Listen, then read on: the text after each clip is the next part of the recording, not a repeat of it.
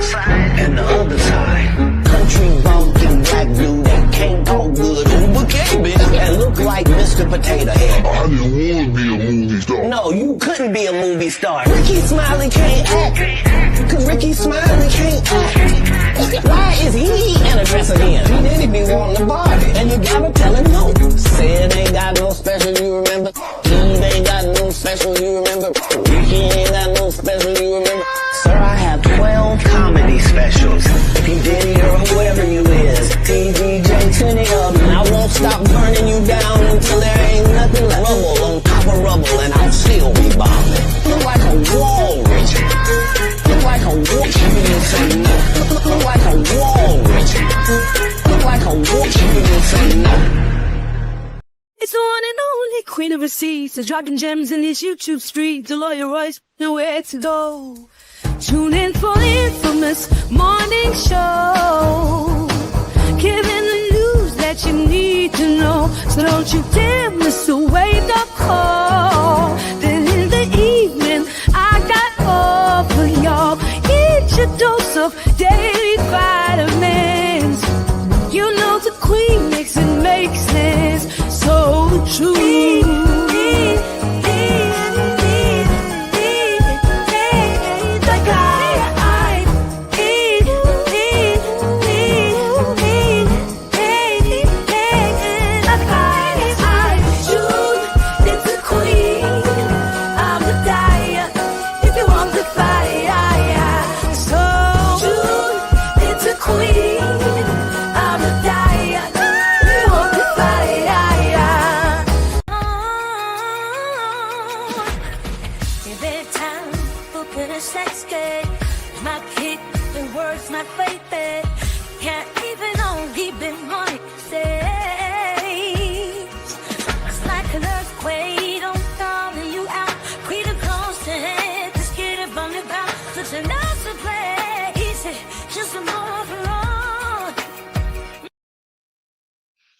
All right. Hello, everyone. Grand Rising. Thanks for tuning back in once again to the original Queen Ahmadiyyah Shakur show. I'm your host, Queen Ahmadiyyah Shakur, and this is your morning wake-up call.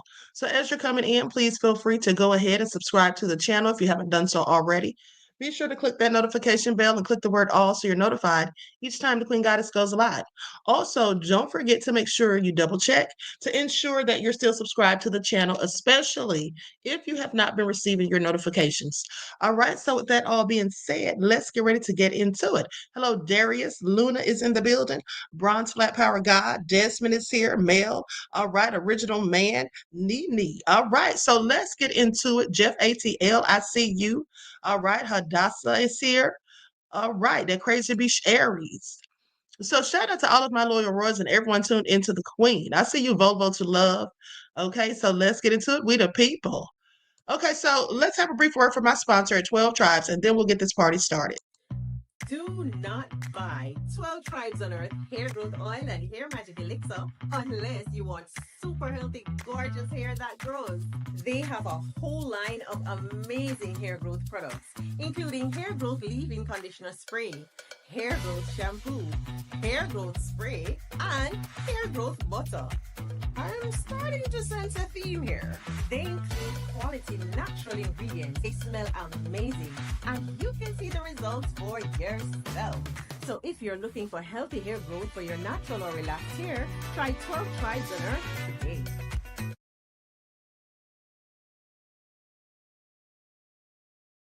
All right, so don't forget you can purchase 12 Tribes hair oil at Etsy.com. Just look for Lisa Crafts. You can also find it at Walmart.com. And don't forget that she sells beard oil as well. Okay, so let's get into it because U.S. President Donald J. Trump, he actually skipped the G20 summit. Okay, he skipped it. He calls himself boycotting. Let's talk about it because I find it absolutely egregious considering the current state of the United States. He's the main person who should have been there. Okay, not the one who should have skipped past because he wants to allege with all these lies he's been telling as of late that the South Africans are committing genocide on the white South Africans. Okay, we all know that's a whole load of BS. And so basically, you know, the G20 summit, for those of you who don't know, it's like a when all these world leaders get together. Okay, world leaders, okay, 19 plus the European, the UN, or yeah, the UN. And so basically, they talk about inflation, debt crises, trade issues, global financial regulations, and things like that. Okay, but y'all's president didn't even bother to show up. Okay, and so they said he was locked out. So let's get into it. I'm going to go to the footage. Likes up, everyone, please like and share. Thank you in advance.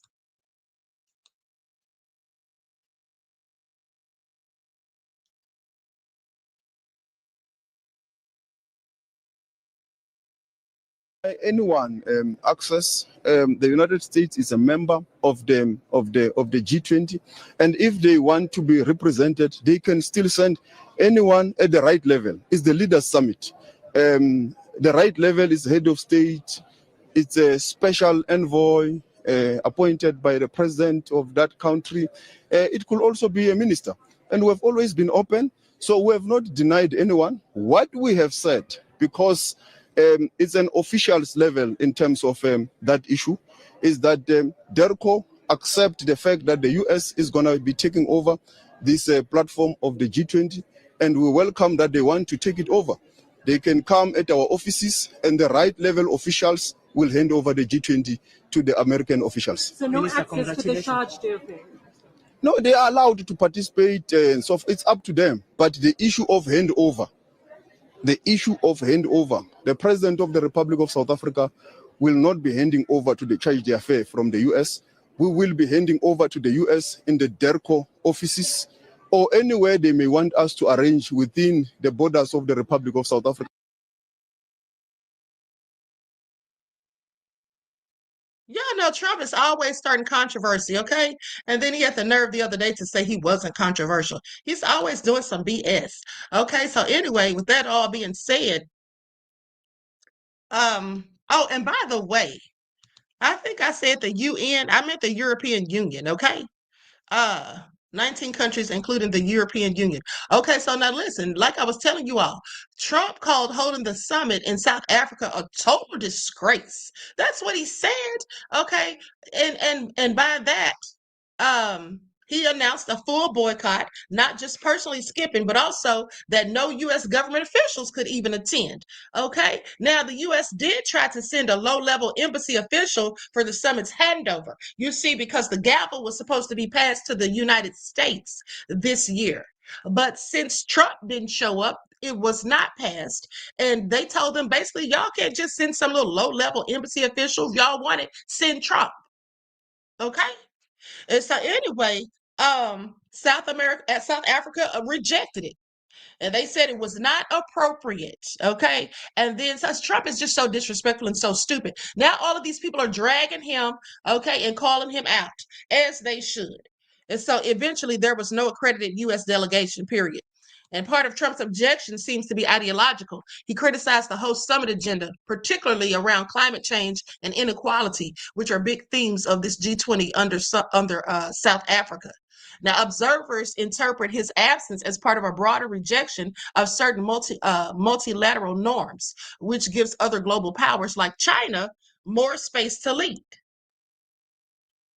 Okay, and so anyway, Trump's complete boycott sends a strong message, though. It's not just logistical, it's political. Okay, it's he's playing political gymnastics here, is what I call it. By pulling out entirely, he's signaling major disapproval of South Africa's policies, or at least his interpretation of them and of this particular G20 agenda. Okay, and then he said it was a total disgrace. So with the U.S. out, other countries may try to take more leadership at the summit. For example, some analysts say China is using the opportunity to boost its global influence. Okay, so basically a power vacuum. The U.S.'s absence is notable because it breaks with the tradition of full participation by G20 major economies. And seeing as how our economy is in the tank, as I have said before, it makes no sense that Trump didn't show up. Okay? Makes no sense whatsoever, at least in my opinion. Now, with that all being said, I'm going to go to a clip from the summit.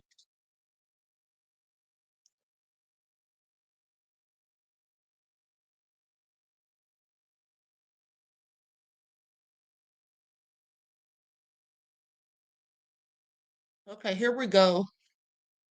Likes up, everyone, please like and share.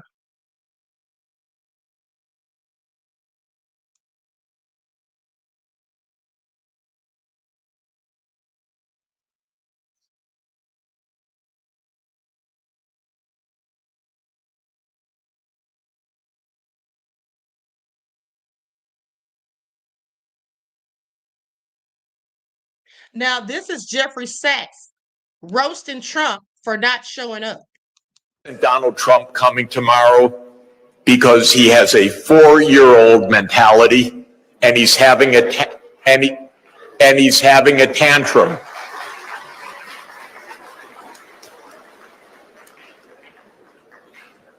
He's having a tantrum. What is the tantrum? That the rest of the world says, we don't want a king. As President Lula said, we don't need an emperor. He would come here as just one of 20 leaders or 21. He doesn't want that. He's having a tantrum. So this rebalancing is happening. He's having a particular tantrum, by the way, because the United States is in a deeply neurotic funk. You know what the cause of that neurosis is? China. A wonderful, brilliant civilization, 4,000 years old plus. It's been a unified state with brilliant statecraft for more than 2,000 years.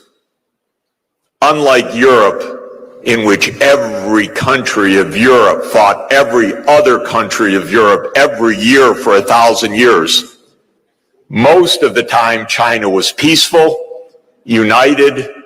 It fragmented temporarily at some points, but it was mainly a unified country that actually, strangely enough, didn't beat up its neighbors also. So China, for 1,000 years, never attacked Japan, for example. Can you imagine? Britain couldn't keep its hands off any place for more than a year or two at a time. It had to go beat up somebody. And the United States doesn't even take a year off. I don't know the truth yet. It could be an accident, but I don't think so. Today, a major refinery in Venezuela suddenly exploded. That seems a lot like the CIA to me. I don't guarantee it. We don't have any more news. But last week, President Trump said he had assigned the CIA to operations inside Venezuela, and a week later, suddenly the biggest refinery blows up. So the United States can hardly go a week at a time without trying to kill somebody. But China actually goes centuries without attacking its neighbors. So China went for 1,000 years without once invading Japan, a near neighbor, even though China. Okay, so did you all hear that? Did you all hear that with what he said about Venezuela and that refinery blowing up? After Trump said he was going to have people come on shore, have them send people, start striking on land in Venezuela. Y'all hear that? Okay, I find this all so interesting, honey. Trump is the devil. And I'm pretty sure it was the United States. Like that man said, it sounds like the CIA. And that's likely exactly who it was. Okay. Now let's go to what President Ramaphosa had to say. Because he was the one who was supposed to pass the gavel to the United States But of course, Trump didn't bother to show up.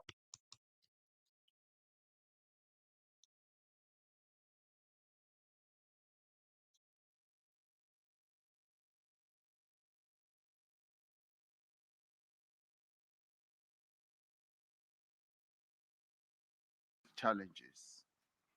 Through partnerships across society and by remembering our common humanity, we can create a more secure, a more just, and a more prosperous world. And together, we can ensure that no one is left behind.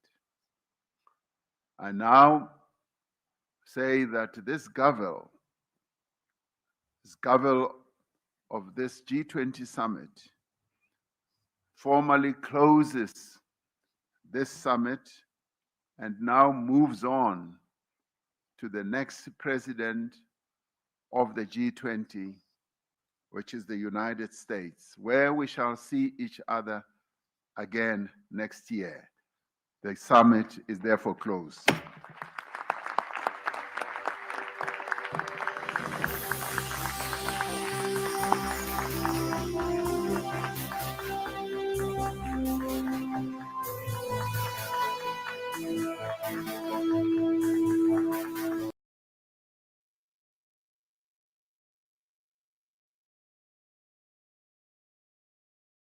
Okay, so now with that all being said, you see they were supposed to pass it to the United States, and then you see that he was hugged by President Lula da Silva, okay, the Brazilian president, who also Trump does not get along with. Okay, Trump has starkly criticized this man, okay, and he's the one who passed the gavel last year.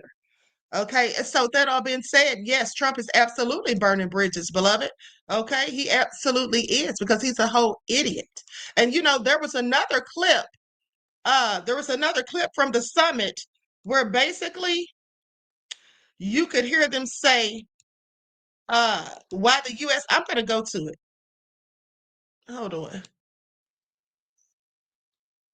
I'm gonna go to this. You can hear this man asking Ramaphosa, where's the US?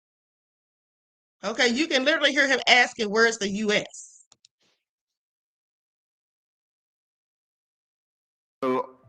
Of this G20 summit this week was what unfolded in Johannesburg this week was nothing short. Where's the United States? What unfolded in Johannesburg this week was nothing short.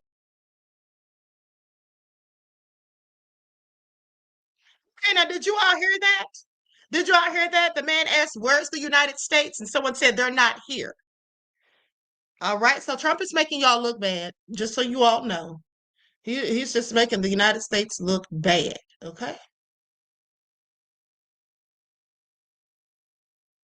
So, but let's continue. Like some, everyone, please like and share. Thank you in advance. Now let's talk about what's going on with this whole Epstein debacle. Because the DOJ has filed for them to release the transcripts. Okay, the Justice Department again asked the judge to unseal Epstein grand jury testimony after Congress passes the law. Okay, so let's get into it. So the Justice Department asked the federal judge in Florida to reconsider unsealing grand jury materials related to an investigation into Jeffrey Epstein, as the agency faces a congressionally mandated deadline to release all documents related to the accused ex-offender next month. Now, a judge in the Southern District of Florida previously denied a request by the DOJ to make public transcripts from the case,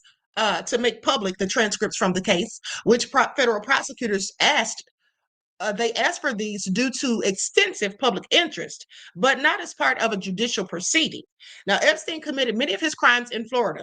When a Florida judge denied the DOJ's original request, she said her hands are tied because the Justice Department sought to release the sealed evidence due to extensive public interest, not as part of a judicial proceeding, which is the usual standard. Now, in a filing on Friday, the Justice Department cited the passage of a law early last week of a law mandating the release of all of its Epstein files within 20 days, arguing public production of the grand jury material is therefore required.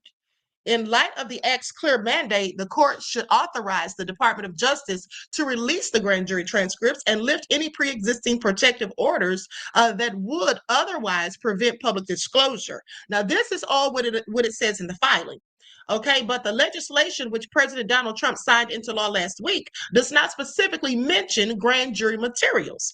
Okay, the law formerly titled the Epstein Files Transparency Act, which I showed you all on last week, was passed by the House of Representatives. Also, it almost unanimously was passed earlier this month. Now, the Senate has then passed the bill through unanimous consent. It's not clear what files the Justice Department will release, or if it won't release some due to ongoing investigations. Which is likely the case, like I told you all. But the legislation which President Donald Trump signed into law last week does not specifically mention any grand jury materials. The law formerly titled, I'm sorry. I'm reading the same thing again. I'm sorry, the page slid down. Okay, so now Trump also asked the DOJ to investigate Epstein's ties to many other high-profile figures associated with the Democratic Party, including Bill Clinton, Larry Summers, Reid Hoffman, J.P. Morgan Chase, and many other people and other institutions as well. Now, the grand jury testimony that the department seeks to release, however, is only a small portion of the thousands of documents related to the Epstein investigation and criminal case. Many of those documents are already in Justice Department custody and may not have been presented to the jury in Florida. Okay, so here's the thing. They're requesting for these documents to be released, but that's not going to happen. Already 3 judges have denied it, actually. Okay, there's been at least 3 judges that have denied releasing them. But see, Trump thinks he's slick. This is all part of his plan to cover up those files and not to release anything, period. Because as we know, or I'm sure I've told you, that it's illegal for them to release those federal files. Okay, it's illegal under federal rule number 6 to turn over grand jury transcripts, okay? And specifically for public consumption, just because the public wants to know. And so they know that. So when they're requesting these files from the judge, they already know that 3 judges have denied it, and they know why the judges have denied it, and they know that the judges will continue to do so. The Epstein Transparency Act doesn't have anything to do with the grand jury transcripts, okay, as I said. But Trump has allegedly gotten together and been consulting with Ghislaine Maxwell and her attorney for her to, in fact, invoke her Fifth Amendment and not testify before Congress. And I want y'all to pay attention, okay? She has basically, this is what Trump is plotting. She's now invoking her Fifth Amendment and doesn't want to testify before Congress. Now, if you remember, I reported to you all previously that she appealed her case to the Supreme Court and lost, of course, okay, and then wants to assert a habeas corpus petition, basically claiming to have some new evidence that's needed for a new trial, okay? But here's the thing. Her new evidence is simply Trump calling the whole Epstein thing a hoax. That's her evidence, okay, supposedly, that Trump said it's a whole hoax. So since he said it's a hoax, it's a fake, it's a con, that it didn't really happen, then she should be let out of prison. Because if there was no such occurrence, then she couldn't have possibly done anything illegal. Okay, that's the gag of it all. Okay, I want y'all to pay attention. So anyway, yeah, so she wants to invoke her Second Amendment and reopen her case. Now, mind you, the House is clearly there for it, because they're saying if she invokes the Fifth, it's a waste of taxpayer dollars and to even speak with her, because she's been lying so much, and we have proof that she has lied several times, perjured herself, okay, on more than one occasion. She lied to Todd Blanche when she sat down and talked to him, and now basically she just wants to get out of prison, wants a pardon, wants to get a new trial, anything. She's desperate at this point, talking about filing a petition of habeas corpus. Girl, You're right where you need to be. Okay, please sit down somewhere, Ghislaine Maxwell. And Trump, you need to stop too, because try though you might, you cannot get us off of the Epstein debacle. We're still here for it. Okay, now Trump's done all these nefarious things out here with airstrikes, sending strikes on land potentially. He probably blew up had that Venezuelan oil refinery blown up, the biggest one. Now, you think that's a coincidence? That sounds like Trump written all over it, if you ask me. Okay. And then sitting up here trying to filing charges on James Comey. Letitia James wants to get rid of the Fed governor, Lisa Cook, just doing every manner of nefariousness that he can come up with or think of. Running poor little Marjorie Taylor Greene out of Congress. Okay. That's right. 555 said that, of course they did. Dirty, rotten scoundrels. Okay. Absolutely. Reggie said he did it. You know he did. Okay, you know he did, beloved. It's nefarious self. Now, see here, by them pulling this move, I want you all to pay attention to the little slick tricks they try to pull and maneuver. Okay, so by them, basically asking for these transcripts to be released and appealing to the judge with the request, that's just to make it all look good. So they can come to the public and say, well, listen, we did everything we could do. We tried to get the files and information out there, but because the courts won't release the Epstein transcripts, well, we can't release the files. So our hands are tied, but we wanted to get the information out there to the public because we want full transparency, but we're not going to be able to do it. Not to mention there's an ongoing investigation. So yeah, we can't release those files. And the judge said no for the transcripts. First of all, the transcripts is a nothing burger. We don't need the transcripts. And I told you all that months ago when they were talking about it. We don't need the Epstein transcripts because first of all, that's only going to be about 50 or 60 pages, okay, of the testimony of maybe an agent or two. That's all that's going to be. It's not going to give us anything lucrative or beneficial, in my opinion. Okay, but what we do want are the files, Trump, and the names of the clients. But we're not going to get that, more likely than not. And so anyway, with that all being said, let's continue. Likes up, everyone, please. Like and share. Thank you in advance.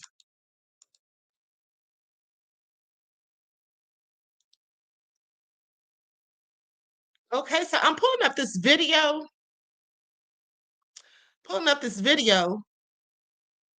About we talked about this a bit the other day. We talked a bit about this the other day about Trump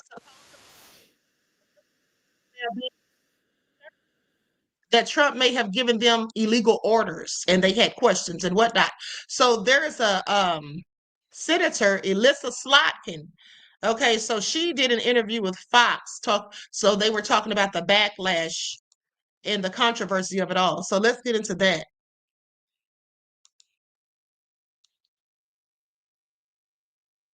Negocios y tecnología te abre.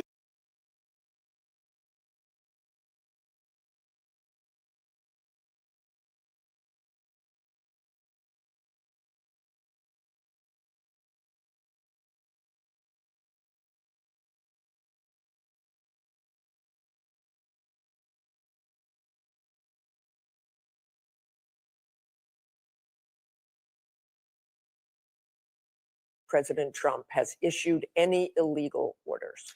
To my knowledge, I am not aware of things that are illegal, but certainly there are some legal gymnastics that are going on with these Caribbean strikes and everything related to Venezuela.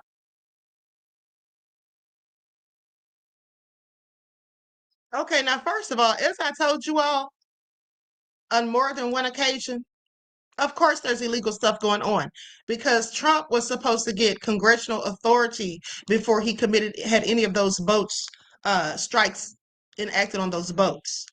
Okay, and that's just the thing.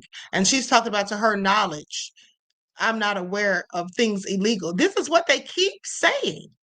Now, why do they keep saying this? Why do they keep saying this? Because some of these people are in on it, okay? They love what Trump is doing. Some of them do, and they're just sitting here trying to gaslight us and pretend that they're not down for it. But yeah, they absolutely are. Okay.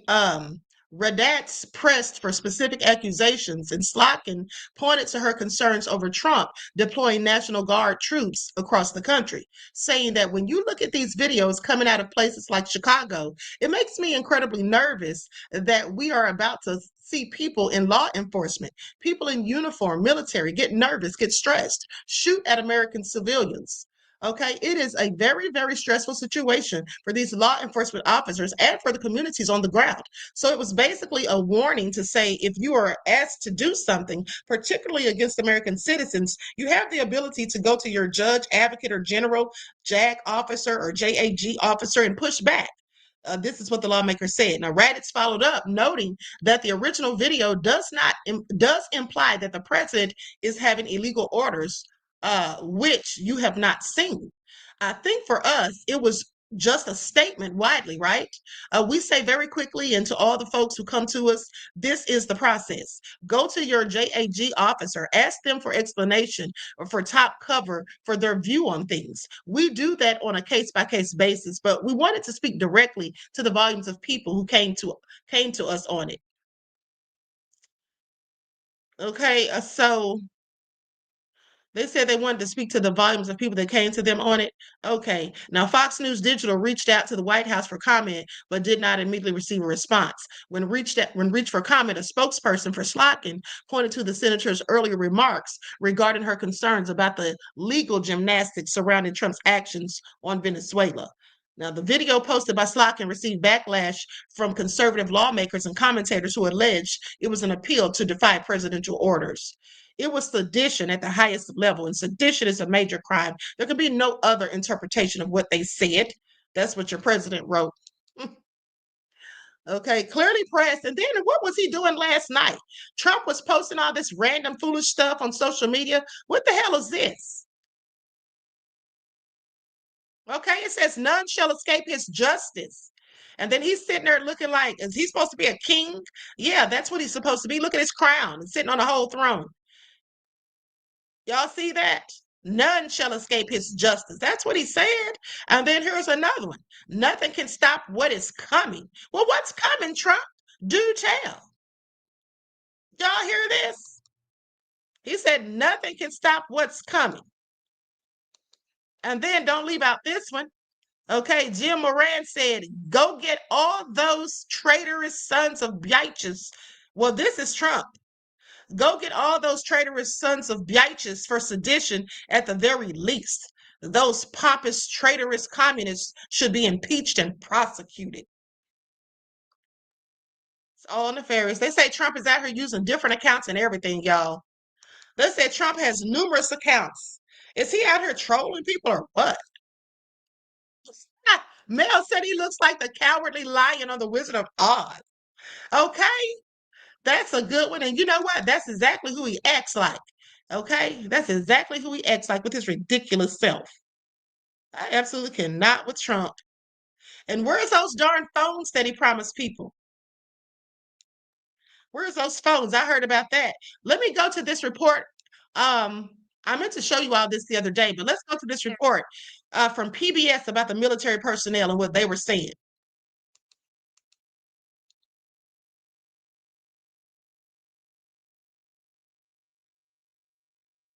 Service personnel have been seeking outside legal advice about some of the missions the Trump administration has assigned them. The U.S. strikes against alleged drug trafficking boats and deployments to American cities have sparked a firestorm of debate over their legality, and some service members are turning to nonprofit organizations for help. In grainy footage from above the Caribbean Sea and the Pacific Ocean 20 times since September, the Pentagon has shown the same thing. A flash of light and a boat allegedly carrying drugs into the United States incinerated by a U.S. military strike. In all, dozens of people killed on board the vessels. But that is the extent of what the Trump administration has disclosed publicly.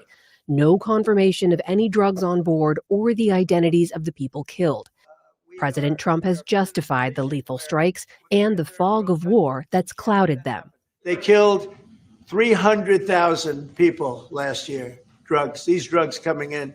They killed 300,000 Americans last year, and that gives you legal authority. We know the boats, we know everything else. We're allowed to do it. It's in international waters.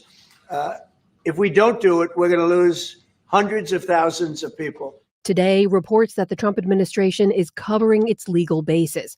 According to the Washington Post, Justice Department lawyers this summer crafted a classified memo arguing that U.S. troops involved in the boat strikes would not be in legal jeopardy. On Capitol Hill, open questions, including from Republican members, about the legality of those strikes. People were not happy with the level of information that was provided, and certainly the level of legal justification that was provided. Calls to organizations like the Orders Project, which provides free legal advice to military personnel, are on the rise from staff officers involved in planning the boat strikes. As are calls to a separate hotline from National Guard personnel concerned about domestic deployments to American cities. And even calls expressing concerns of complicity in a possible genocide in Gaza by virtue of U.S. weapons sent to Israel, signaling heightened concern from within the U.S. government that the U.S. military is exposing those who serve to legal harm. For perspective on all this, we turn to retired Lieutenant Colonel Frank Rosenblatt. He was an Army lawyer and is now the president of the National Institute of Military Justice, which runs the Orders Project. Colonel, welcome to the NewsHour. Thanks for joining us. Thank you. So the Orders Project, for anyone unfamiliar, was started 5 years ago as a place military personnel can get legal advice that's independent from the Defense Department. Tell me about the calls you've been receiving specific to those U.S. military strikes on boats. How many calls and what are people asking? Thanks. The phone has been picking up a bit, our activity in the past 3 months, and some of these have related to the new military activities out in the Caribbean. We are primarily getting calls, a lot of people who are tangentially involved. They aren't the people who are actually on the operations or are approving them. But many of these are, they're performing some sort of role in between, a staff officer who's asked to apply their expertise. And they've been reaching out to us when they've been concerned that the answer that they're giving has been very disfavored, and they're feeling pressure from their higher ups to convert their answer into something that is a little to change a concur from a non-concur to a concur. In other words, pressure to get on board with the decision to carry out the strikes. Is that what you're saying? Yes. And then related to the National Guard deployments, you told my colleague earlier you're also fielding calls related to that. What are those questions? These are, we're getting an appropriate level of curiosity, because anybody who's been following the courts, it's like watching a tennis match right now, back and forth every day between a district court enjoining the president's actions and a court of appeals lifting that, and the Supreme Court acting on their emergency docket. So when people are being told or to anticipate a deployment to an American city, they do have some questions about this, and we just try to help them figure out what's right for them, to help them feel better about what they're doing or where they need to raise questions. Okay, and Trump is just out of pocket. He's getting these people. He's likely going to get these people in a bunch of trouble. Okay, because the bottom line is, like I told you all, he's not supposed to be doing this under international law. And then he's sitting there saying, "Yeah, we can do it. They're in international waters." Under international law, military strikes against shipping on the high seas are prohibited with only limited exceptions. Okay? Self-defense, the designation of activities like rug smuggling as a security threat, even a severe one, does not meet the high bar of an armed attack that is required by the UN Charter to justify military force in self-defense. Okay? And let's talk about law enforcement versus military action. Okay, so illegal substances. When Trump is alleging these people are smuggling these things, where is the proof?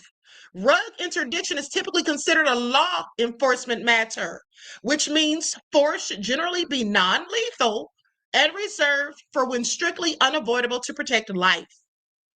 Okay? So please make it all make sense. And also, Let's not forget that force may be permissible against stateless vessels or those involved in piracy, but typical alleged rug boats are not considered military targets or private vessels, and destroying them can amount to extrajudicial killings. Okay? So what is Trump talking about? And why do these people keep sitting up there acting as though they don't know if any crimes or anything illegal has been done? Of course it has. Of course it has.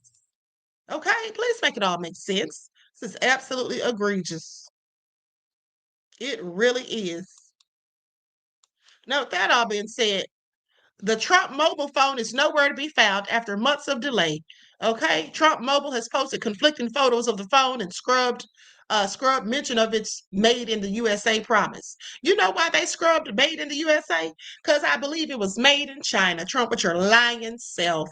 In June, President Donald Trump's two older sons held an event at Trump Tower where they touted a new man-made in the USA mobile phone with an American flag on its back, plus a new wireless service called Trump Mobile. He just trying so desperately to be like Obama. Okay, that's all he wants to be like Obama so bad. The phone was announced on the 10th anniversary of Trump's presidential campaign launch and was the Trump brand's first foray into mobile products and services. Now, according to the initial announcement, the phone was supposed to be released in August, but 3 months later, there are no signs that the phone has become a reality. NBC News placed an order for a T1 phone in August, paying the $100 deposit for the purposes of tracking the $499 phone's development. Now, after confirming with the credit card company that the transaction was not fraudulent, NBC News received a confirmation email verifying their order. But the company provided no proactive updates after the order. NBC News made 5 separate phone calls to the Trump Mobile customer support line between September and November. At one point in October, the call operator promised a specific ship date of November the 13th. That date passed without an update. And when NBC News followed up with the call center, an operator said the delivery would now be in the beginning of December with no specific date. Please pay attention. It sounds like a whole scam. Okay, like a whole fraud, Trump. The operator cited the government shutdown as a reason for the delay without further explanation. Okay, this is all crazy. Trump Mobile launched the T1 phone in tandem with a number of phone service offerings, okay, including a 5G service plan priced at $47.45 per month, a nod to the president's terms, okay, because he's number 47. Okay, so in addition, and he was also number 45. Okay, so it's $47.45. Please pay attention. And in fact, that's all that Trump is worth, if you ask me. Now, in addition to unlimited talk, text, and data, the plan promised telehealth services, including virtual medical care. But since the original announcement, plans appear to be in flux. Quiet edits to the Trump Mobile website suggest that details around the phone's design and production may have changed since it was announced. The Trump Mobile website has scrubbed any mention of a specific release month, but continues to collect $100 down payments on the promise of availability this year. Honey, people are out here getting played. It sounds like Trump's found him a whole nother convenient grift. Now, when the company announced the plan in June, photos on the website promised a phone featuring an iPhone-like cluster of 3 cameras on its back. But in August, Trump Mobile's X-Count posted, "The wait is almost over." The post featured a photo of a supposed T1 phone with a completely different design, including more than 3 rear cameras. The Verge reported that the phone appeared to be a render of a Samsung Galaxy S25 Ultra. When phone case company Spigen noticed that the photo appeared to be a doctored image of a Samsung in one of its cases, the company suggested it would sue. Do y'all hear this? Oh my goodness, the scamming of it all. Mel said Trump and his son scheming and scamming. Okay. Wow. D Major said President Obama is still greatly admired around the world. Exactly. Honey, this is all nefarious. Do y'all hear this? Lord have mercy. They had a doctored photo posted, lying and saying. Here it is right here. Let me show it to you. I am so through. Trump, what will you think of next? I have so many questions. Y'all see that? First of all, that's ugly as hell. That's for number one.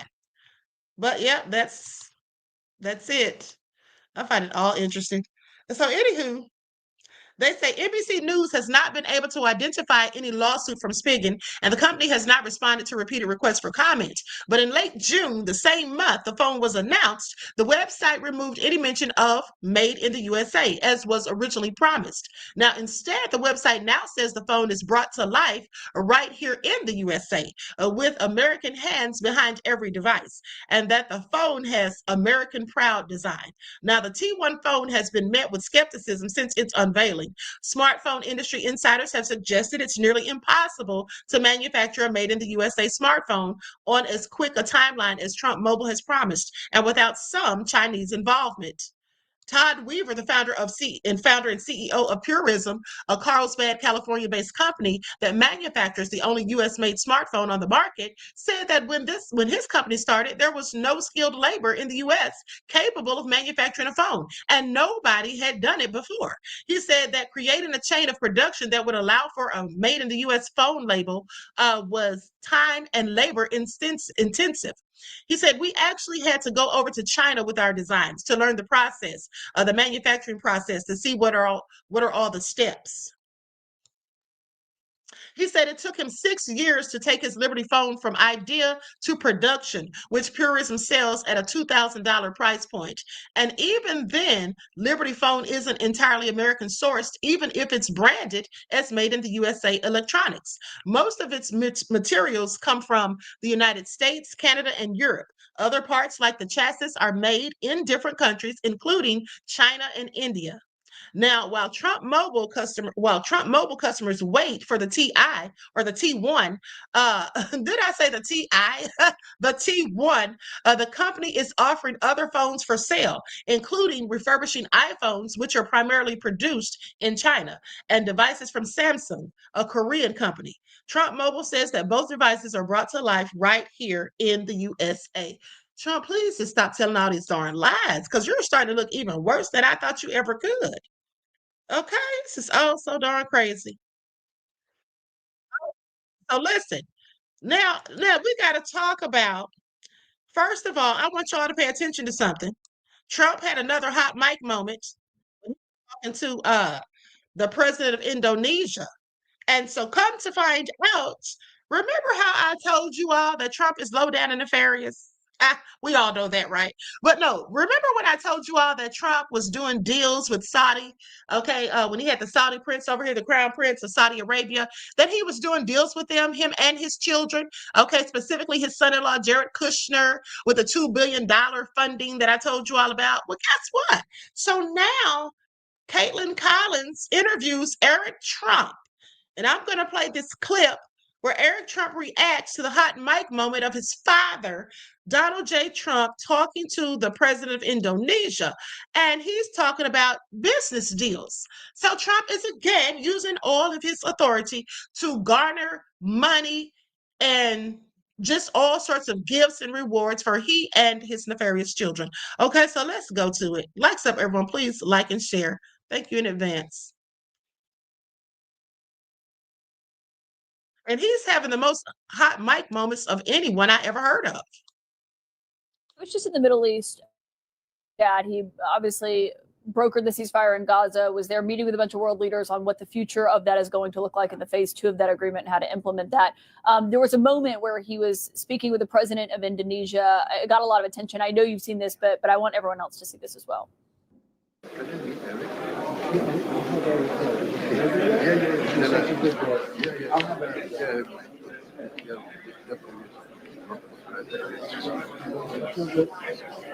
you. That's what I told Harry also. I told Harry you look for better place. Yeah, all of you. Thank you. I like that. We don't need. Obviously, there are investment projects happening in Indonesia. First off, have you heard from the president? Has he called you? No, not about that, but I'm glad he acknowledges that I'm a good boy. I am a good boy. We have two of the biggest projects in Indonesia. We signed those in 2014, 2015, respectively. Got a great project in Bali. We've been working on it for a decade. We've got a great project right outside Jakarta, a great golf course that I operate every single day. Incredibly proud of it. It's probably the greatest course in the region. And so I'm honored that the president knows about it and clearly asks about it, because they're probably two of the most consequential real estate projects, obviously, in the region, that started before my father's first presidency, before my father first even won, probably before he actually started campaigning. And so I'm honored that he knows about it. I've never met the president of Indonesia, but it doesn't surprise me given the magnitude and prominence of those projects that he knows about what I'm doing over there. For people who see that moment and say, well, there's supposed to be, you know, this wall between the president and his business and what's happening, as you described it, a big wall that was put in place, and he's not supposed to be involved in the day-to-day activities. Yeah. I mean, what does it say when a world leader clearly thinks he is and is asking, it seemed in reference to that, and asking to get in touch with you? I think there's a huge wall. I mean, there's so much of a wall that the guy's never met me. I mean, think about that, Caitlin. Think about your question, right? I mean, the president has never met me, and he said, I'd love to meet your son because I know he has two of the biggest projects in Indonesia that started over a decade ago before, again, we even got involved in politics. I mean, again, I take that as a great honor, right? I mean, we've got two very prominent projects, and the guy asked to meet me because he has never met me. And so I don't know. I think that probably indicates that there's a pretty damn big wall right there. I was just in the Middle East with your dad. He obviously... He needs to sit down somewhere, okay? I didn't hear that man say that it was 10 years in the making. I believe that he's straight up lying, okay? They're getting all of this wealth and doing all of this thanks to his father, Donald J. Trump, okay? So, you know, miss us with it at this point. Miss us with it. But now, here's a very interesting report. I want you all to pay attention, okay? This is your lifelines. This is your lifelines, beloved. Now I need y'all to check this out. So this man says that he was snatched up by ICE. Are y'all listening? And this man is black, and he is a United States citizen. You're absolutely right, 555. There is, in fact, no honor amongst thieves, okay? Or as Buckhorse DC called Trump, rather than calling him the commander-in-chief, he called him the demander and thief. I love it. So, but anyway, yes, I'm going to this video of this black man who claims that he was snatched up by ICE, okay, on the way to the store the other day, if I'm not mistaken. So we're going to go to that, but he's playing that song in the background from the movie Us, and I don't want any copyright issues, and I don't know how to remove music from videos. Some people know how to do that, but I'm not sure. So I'm going to play some music in the background to try to distort the music he's playing, okay? Hold on, give me just a second.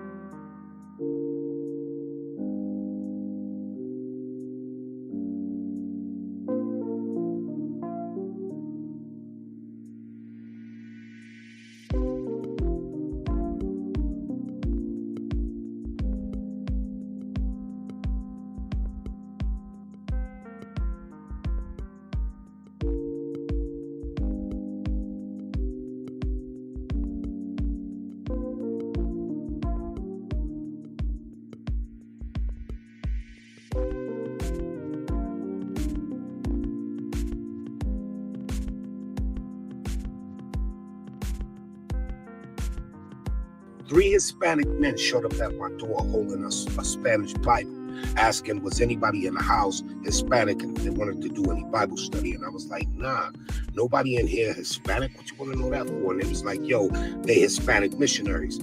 I was like, nah. So they walked away. And as they walked away, I seen a bulge in the back of one of their pants. Like, this dude was strapped. So I ain't think nothing of it. I locked the doors up or whatever the case may be.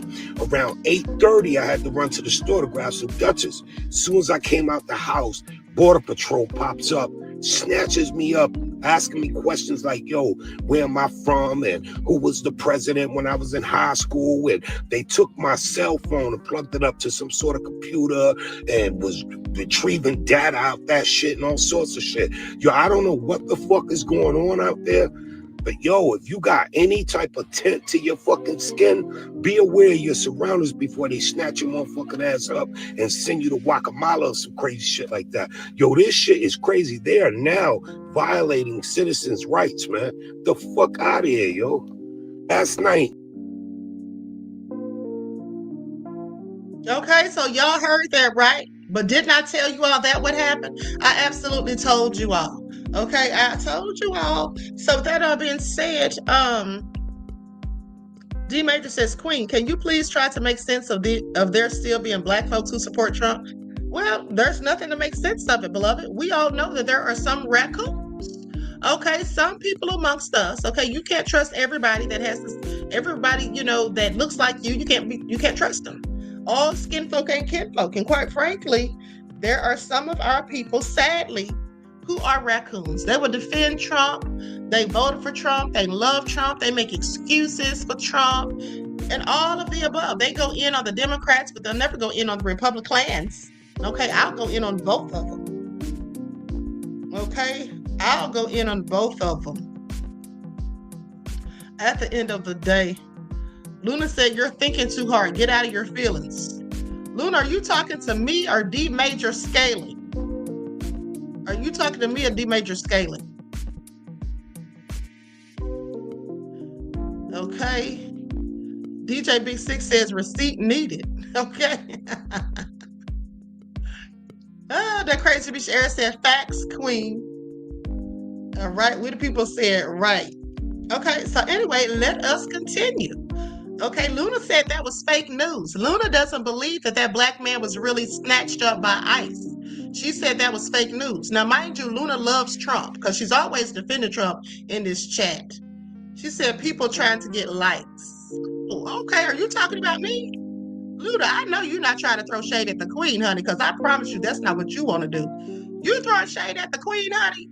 You said I'm trying to get likes. Let me drop you the link so you can get up and explain yourself, because I want to hear this. Let me drop you the link real quick. Please click it. There you go. Don't talk about no keep it real like the Queen. Don't talk about no keep it real like the Queen. Click that link. Click that link, okay? Because you were talking about me or D Major when you said people trying to get likes. You had to be talking about me because D Major doesn't have a channel. Okay? Click the link. Don't try to fix it up now. Yeah, she was talking to me. Who else was she talking to? When she said people trying to get likes. Everybody on YouTube is trying to get likes, quite frankly. You're not going to click the link, Luna.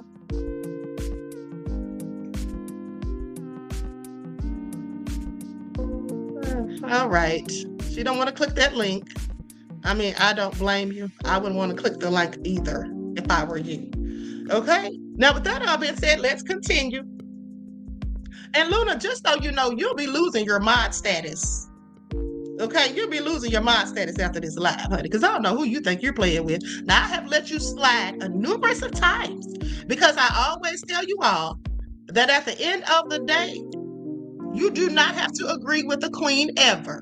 I welcome disagreements. Okay? I welcome disagreements as long as they're respectful.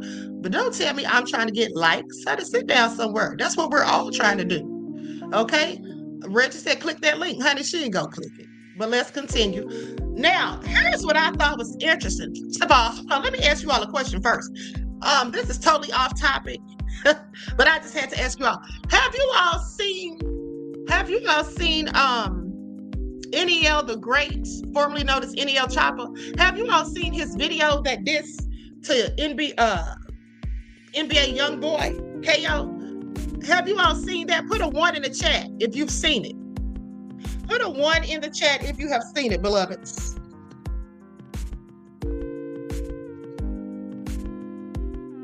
This young man's evolution is absolutely amazing. You all have not seen it. Okay, well, I'm about to show it, and I know I'm not supposed to show it, but I'm going to show it, but I'm not going to play the music. I'm not going to play the music because I'm not trying to get no copyright strikes. But Actually, you know what? I don't even know if I can show the video now that I think about it. I'm not going to show it, but do me a favor and check it out so I can find out what y'all think. Okay, that crazy bitch Erica said, you know I don't be seeing anything, Queen. I know, beloved, you be at work too much. Anywho, you all check it out because I want to know you all's thoughts on it. And I'm going to do a live on him, on NEL the Great. Okay, I like that young man. So with that all being said, but now let's talk about another young man that the Queen also likes, Shedeur Sanders. Did y'all know that he showed out on the field yesterday? Did y'all watch the game? Did y'all see it? Did y'all see it? Where are the haters at now? Quiet as crickets, clearly.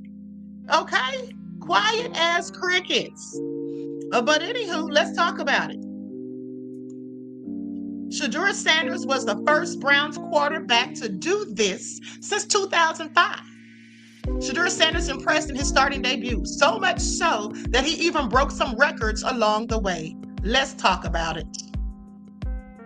Shedeur got his first start for the Cleveland Browns on Sunday afternoon versus the Las Vegas Raiders, and he did not disappoint. The Browns were 2-8 coming into the game and had not won a road game this season, and dating back to September 15th, week 2 of last year.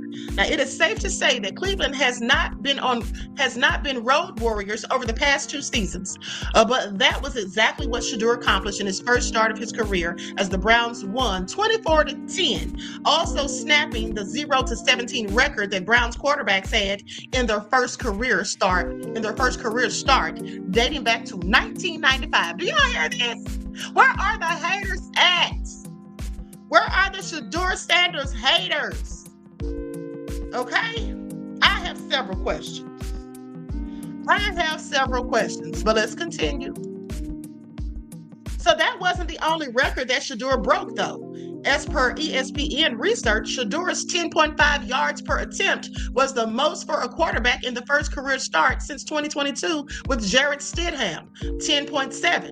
The 10.5 yards was also the highest number by a Browns quarterback since 2005 with Charlie Fry at 11.3.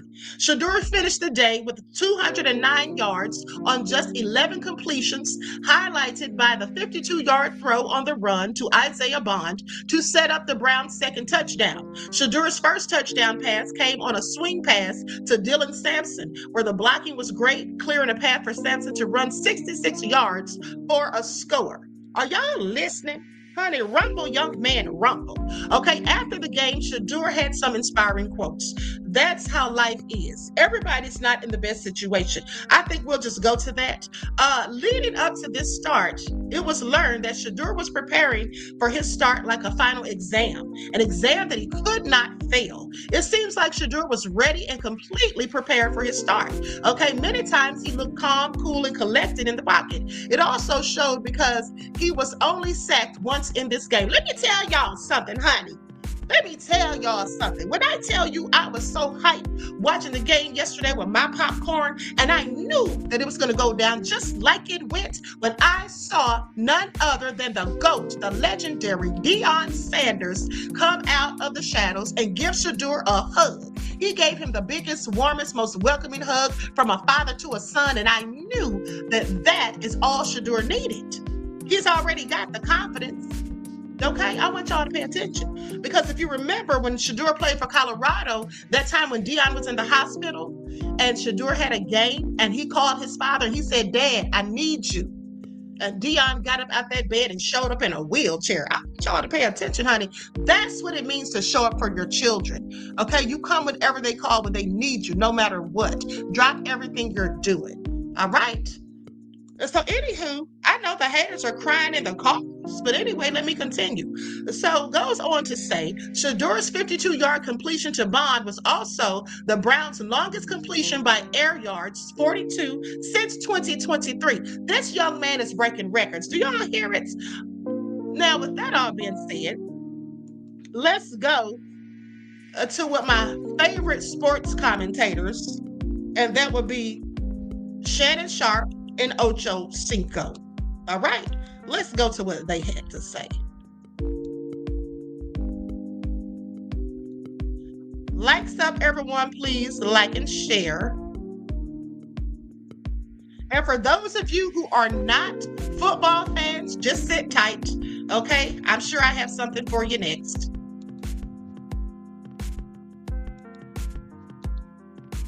Let me get my overlay out.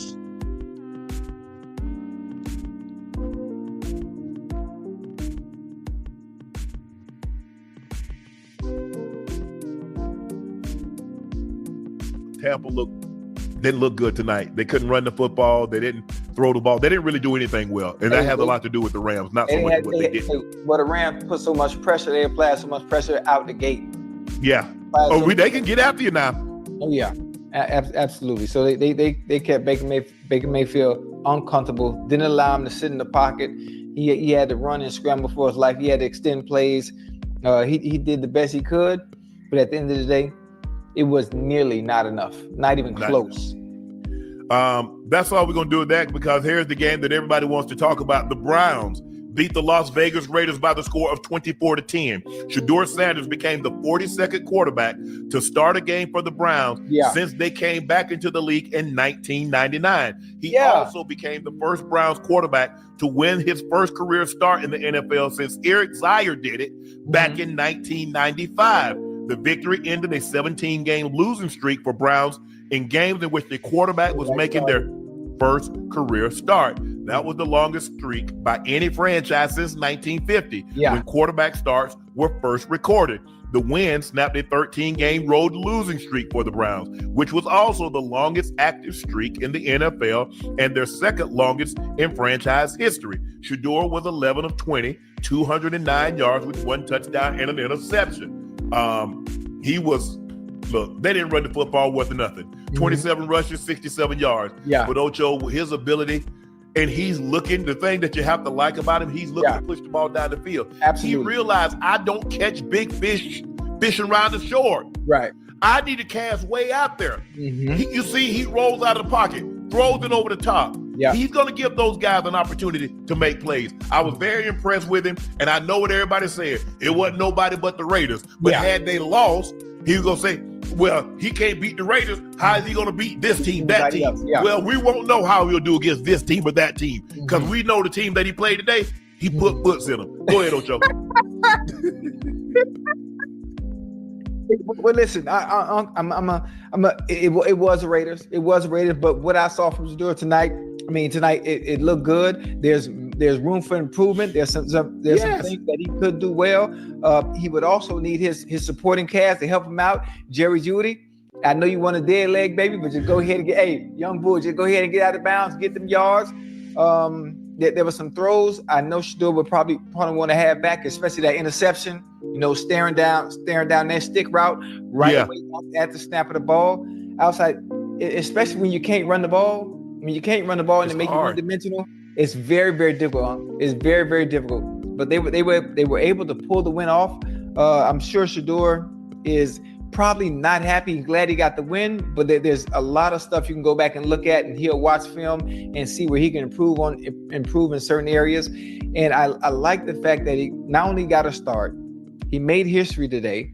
And he gets to build on that going into next week. I'm not sure what's going to happen with Stefanski, if Dylan Gabriel's healthy, if he's going to be the starter or not. You know how stuff like that is up in the air. So I like the way he looked today. I'm excited for him. Because the offense looked different.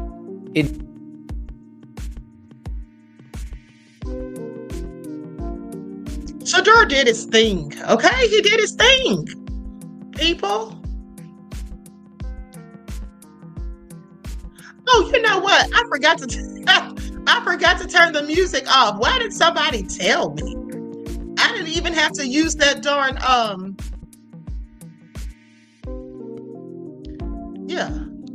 Hold on. Okay, I meant to turn that music off. I didn't even have to use the overlay since I had the music going. Okay, so anyway, let's continue. Let's go to what people are saying about the win. All right. Here we go.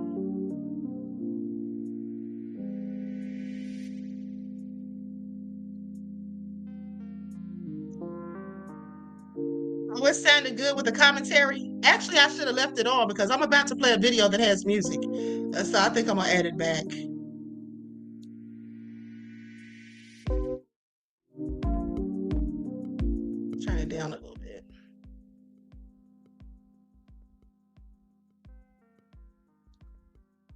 Okay, here we go. First start, nice job, Shedeur. Well done. Well done, Shedeur. You ain't winning months. Shedeur, good job over there, buddy. Like, dog, everybody's waiting to see what this kid can do. And then he gets a chance to start. They ain't win in months. Then they finally win. And he gives him love like that. Hey, huge play. Huge play.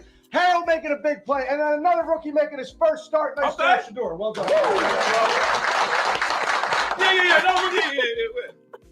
I have historically, if you will, caped for Stefanski, especially on this show. Any tripping? First off, Stefanski, you have 6 wins in 2 seasons. Shedeur Sanders, in his first start for an organization that hasn't won a game since October 19th, goes out there and beats down the Raiders, and it's nice job, Shedeur. He gave a shout out to like the punter. Like, good job to the punter, pinning people. The punter. Shedeur making his first start. Good job, Shedeur. Rookie making his. Okay, I want y'all to pay attention, honey. I want y'all to pay attention.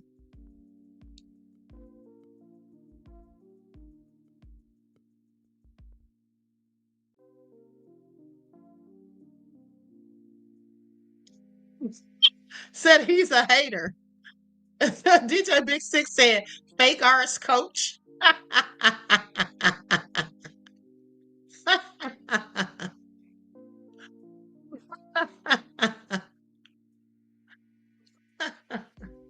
You all are something else.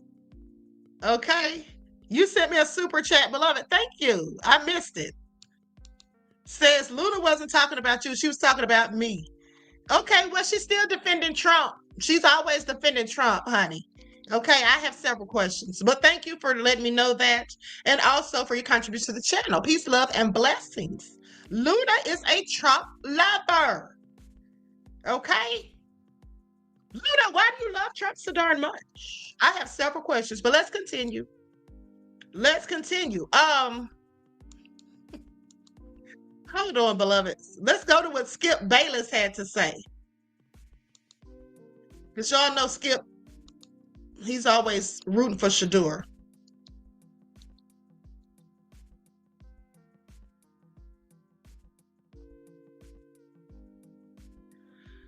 Okay, Melanina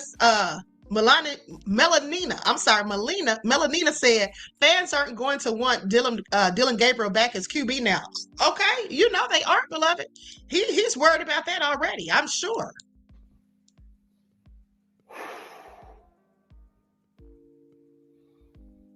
Did that ever do my heart good? You probably won't believe this, but I got even more satisfaction out of watching Shedeur Sanders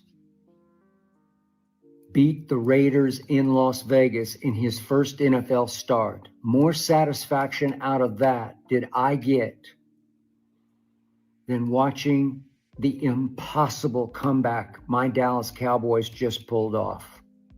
Yeah, I'm a lifelong diehard Cowboy fan, but you know by now, I'm Shedeur's biggest believer. I just believe with all my heart and soul that this young man was born and raised to lead an NFL franchise as the quarterback. I'm not saying he'll be the biggest star we've ever seen at quarterback. I just know he's going to win a whole lot of games if given the opportunity at quarterback in the National Football League. I just know that he's got the it factor. He's got gift upon gift of accuracy and toughness and poise and supreme confidence that he obviously inherited in an avalanche from his father. As confident an athlete as I ever have known. And I do know Deion Sanders, and I did cover Deion Sanders. And that quality, that intangible, was born into his son and instilled and grown and nurtured by his father. Absolutely. Okay, absolutely. No lies detected. Okay, no lies detected. And speaking of his father, here's Dion with him after his first game.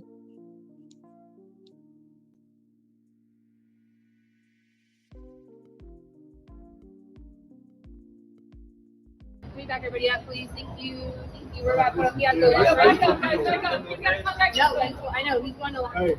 He's going to locker room. Not him.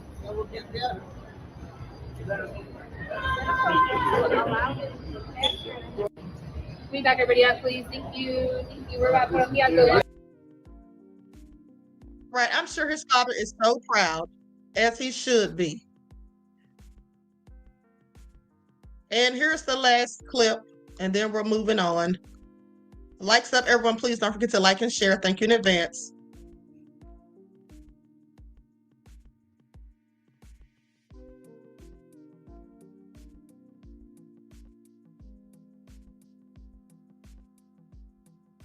To show your teammates, yourself, and these Browns fans with your play today? I'm who they've been looking for. Appreciate it.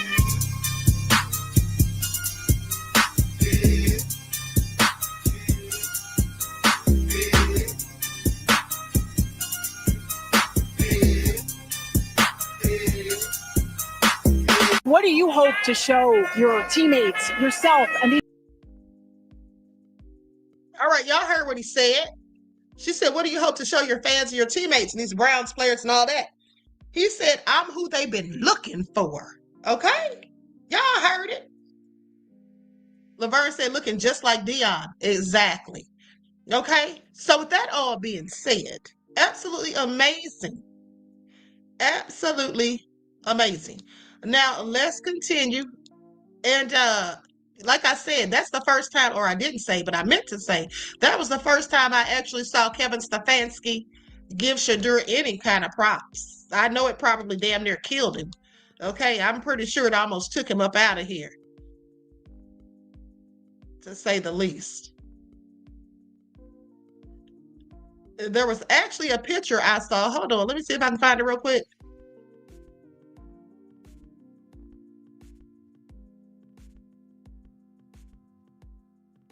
Hold on. I don't know what I did with that picture, but it was a picture of Stefanski standing there with his hand on Shedeur's shoulder like he was patting him on the back. Okay, I'm sure they had to rush him to the ER after it was all over and done with. Please pay attention. All right, so anywho, let me tell you all something. You all remember the African braider named Mama Gifted Hands? Y'all know she got arrested? One's in the chat if y'all knew she got arrested. One's in the chat if y'all know she got arrested. Reggie said, so many young people about to be inspired. Exactly. Mel said somebody robbed Shedeur Sanders' house, his house, for over $200,000 in his valuables. Yes, absolutely they did. And I think it was an inside job. I think that this was done, of course, when he was out of town, away at a game. And the culprits were on camera. They were actually on camera. They kicked in the door. Okay, it was 3 of them. And I absolutely believe that it was all, inside. Just some haters probably put up to do it. That's just my opinion. I could be wrong, but I could be right. Okay, so with that all being said, let's talk about Mama Gifted Hands, because, girl, you got some serious charges, ma'am. And I'm going to tell you all something, too. I told you all I saw a video just the other day. Hold on. I forgot to tell you all just the other day. I wanted to show you all the video so darn bad. But at the end of the day, I don't even know what I did with it. I hate when I do that. But y'all, I thought it was so ironic because I saw a video of an African woman complaining she went live because she was locked inside of an Asian nail salon. The Asians locked her in. And I found that to be so ironic. Okay, because the Africans be locking people in too, as we clearly can see, like Mama Gifted Hands. Okay, but let's get into it, because honey, when I tell you she got locked the hell up and facing some very serious charges, okay, talking about kidnapping, honey. I know that's crazy. Didn't I tell you all that what she did was was kidnapping and false imprisonment. I think I said false imprisonment, but somebody did in the chat call it kidnapping when we found out, and I agreed when we found out that the woman had actually gotten away from them and got outside the door, and they dragged her back in by her hair. So that's absolutely kidnapping. Okay? This is all crazy. Rex said after she serves her time, she should get deported. She should. And she likely will. Coming here with all that mess and then talking all the trash about us. 2 of her employees have been arrested on kidnapping and assault charges. Thanks for joining us at 4. I'm Guy Rawlings. And I'm Brittany Decker. This comes after a video went viral of the employees pulling a woman's hair and locking her inside the business until police showed up last week. We have Michael Higdon with the latest details from the Breaking News Desk. Yeah, it was an intense TikTok video with more than 1 million views showing a Birmingham woman's experience being locked inside of a braiding salon and having her hair pulled out over $50. The suspects have been identified as Asatu Kamara, Julia Ondo, and Gladys Nzinga Kumba, all of Birmingham. They have been charged with kidnapping and assault in connection to the incident that happened last Saturday at Mama Gifted Hands on Parkway East. Now you all, look at this one right here. Gladys Nzinga Kumba. What kind of wig is she wearing, honey? She looks like Flip Wilson when he played Geraldine. I'm not even lying, but let's continue. All of this over $50. Now your asses is in jail. Honey, you're about to spend a whole lot more than $50 now. Jessica Odom, the victim in this case, told WBTM 13 she texted the salon owner directly to book her appointment. In the text messages, you can see how she asked how much for boho knotless braids, and the owner responded with $200. Well, apparently human hair was used to do the style, and the owner said she owed another $50. Odom said she started walking toward the door when the owner asked her for $30 instead of that. If she couldn't pay the $30, she could sit down so the owner could actually cut the hair out. Well, that's when Odom claims the owner locked her inside the salon. Odom said that she tussled with the owner and other employees while trying to unlock the door and finally got it opened when she felt someone grab her by the hair. Odom said that they pushed her back into the salon, locked the door again. In video that you see right here showing the employees pulling on her hair for another 30 to 40 minutes until police actually showed up. All suspects were taken into custody without incident today. They remain in the Jefferson County Jail without bond. Okay, I hope they like apples, because how they like those apples, honey? Okay, didn't that one lady, though, look like that? Didn't she look like Flip Wilson, honey? Please. Okay. It's all nefarious. See, this is what happens. You know, I keep telling y'all that you don't win when you play dirty. Okay, you can't win when you play dirty, baby. Byron B says, Queen, when I first heard you say Mama Gifted Hands, I thought it was a fighting video, which is why I said, does wearing a bonnet make you tough? Now I know better. Byron B, you are something else. So that's why you said it. And then you're going to tell me all these days later. Okay. Anyway, her arse is in jail, honey. And I love it. Okay. So let's go to what they said about her all over this internet.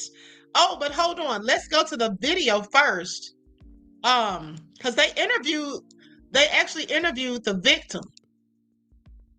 Let me pull that up real quick. I almost forgot. And oh, also, you know that lady that the lady that was jumped, her and her children were jumped or whatever. Yeah. That, oh, dang it. Are you serious? Hold on. That lady and her children that were jumped, that lady did or there was another lady jumped and she did a video. Hold on. Damn it, where is it? Okay, so anyway, skip that. I thought I had an interview of the victim. I could have sworn I sent it to my email. Anyway, let's go to what the people are saying. Likes up, everyone, please. Like and share. Here we go. So I feel like I need to make a clarification video on that Mama Gifted Hands situation, because some of y'all acting like y'all have what my mama calls selective reading. It's similar to selective hearing. Basically, you read what you want to read. That's what my mama used to tell me I had when I was a kid, honey, because if I would get in trouble, I read the parts that I wanted to read instead of reading the parts where, that ass had fucked up. So I feel like some of y'all may have that, because I clearly had the text messages displayed in this video. However, some of y'all sped past it. So we're going to go ahead and read it together. Brief synopsis.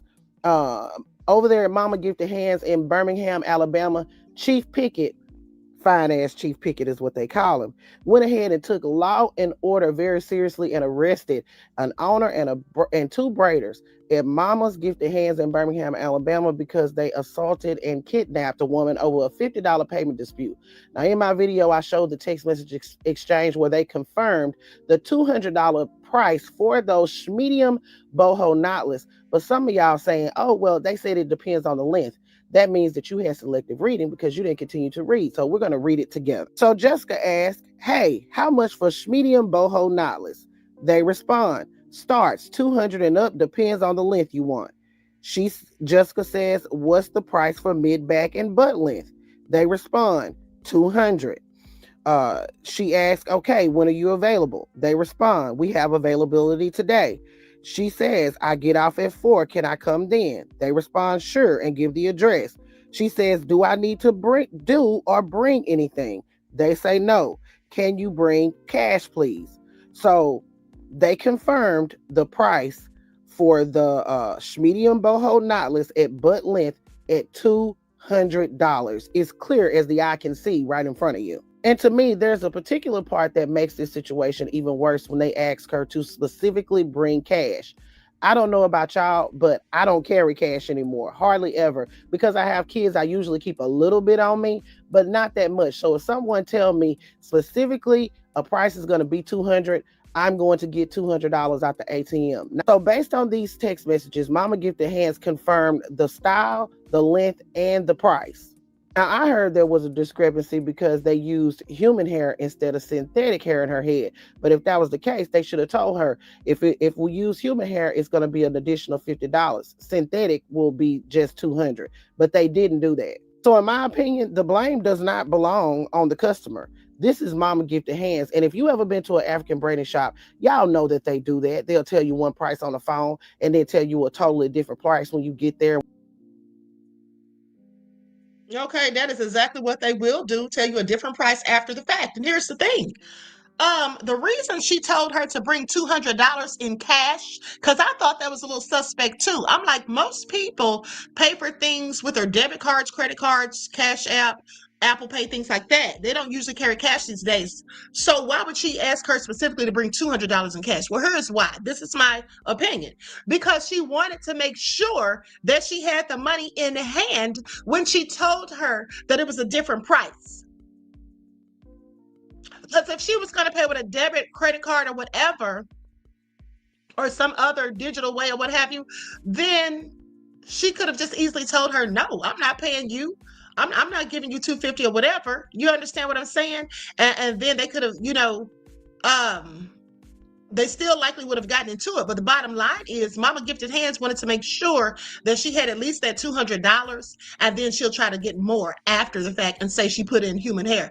And here's the thing too, by the fact that she never told the lady beforehand or while she was doing her hair that she was going to use human hair, how does that lady even know that that's in fact what was used? See, you could sit there and tell me that you used a different type of hair to do braids, but at the end of the day, if you didn't show the person that that's the type of hair that you actually used, how are they supposed to know until they take those braids out? How are they supposed to know that? So this is all problematic. Okay, I find it interesting. I find one box says, stay here for 2 more hours, Queen. I got to drive over the way. Ha! Honey, I absolutely cannot, beloved. The Queen has things to do, but I love you though. Okay, and so now, by the way, I did find the news clip of the victim. I knew I had sent it to one of my emails. Okay, here we go. This is what she had to say. And I wanted to go home. For Jessica Odom, it's not the... I just wanted to get my hair done and I wanted to go home. For Jessica Odom, it's not the hairstyle she'll remember. It's what happened after the appointment. I done paid you exactly what you asked for. Let my hair go. I don't care. Let my hair go. I don't care. She says she walked into Mama Gifted Hands expecting a quick appointment and walked out shaken, confused, missing a piece of her hair and holding a video she'd never dreamed she'd need to record. I looked in the mirror. I loved my hair. And I went in my purse. I grabbed the $200 in cash and I gave it to the braider.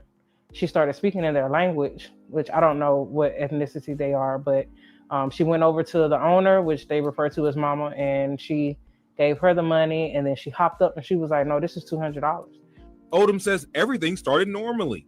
A few texts, a clear plan, and a $200 agreed upon price. Let my hair go. We cannot leave you because I'm finna sue you, bro. I'm finna sue you. Okay, I'm gonna shoot you too. I said sue. But once the stylist was finished, she says the tone shifted. Odom says suddenly the stylist demanded more money, and that's when everything changed. She told me to just give her $30 and I could leave, or if not, go sit in the chair and we'll cut the hair out. I said, you're not cutting my hair out, and I'm not giving you anything extra. I paid you your $200. I'm leaving. She was like, no, you're not leaving. So she turns and she locks the door.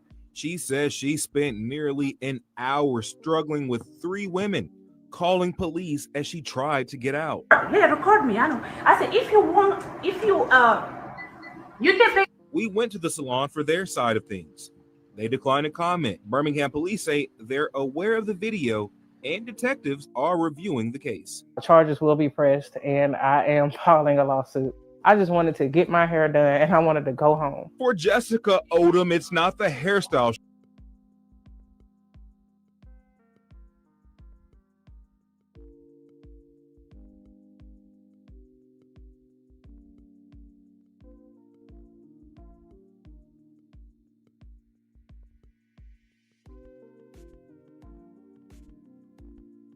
I'm sorry, I forgot to unmute myself.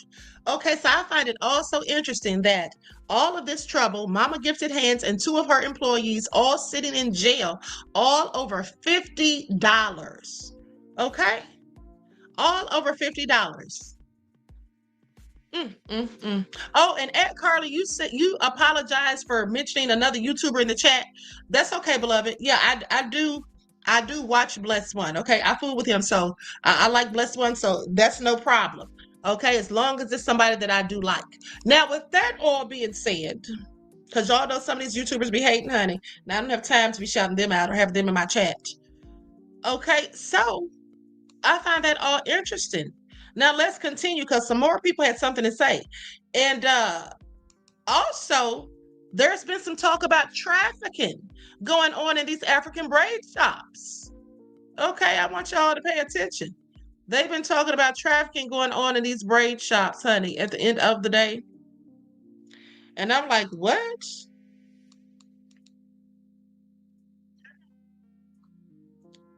Here we go right here. Here's a report about it.